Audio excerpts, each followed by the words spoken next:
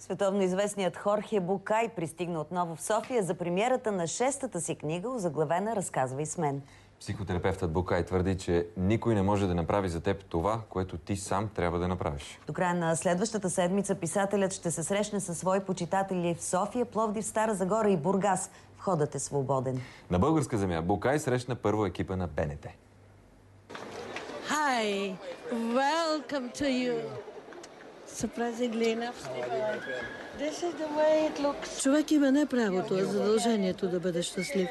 Отсече точно на това място, точно преди година, нашумелият в цял свят аржентински писател-психотерапевт.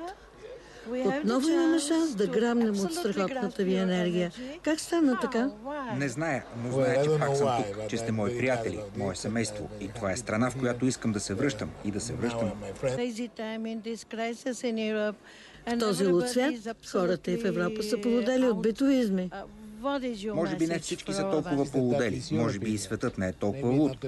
Може би има хора като вас и мен, които искат просто да се радват и нищо повече. Ако не спрем да се оплакваме и да обвиняваме, че светът е луд, не можем да имаме енергията да го променяме. В България усетих добра енергия. Хората са хубави, а и танците ви всичко излъчва духовност, каза още Хорхе Букай. Току-що е завършил книга за духовния живот на земния човек. Жизнеутвърждаващата философия на Букай твърди: животът все пак е хубав, макар че е лош.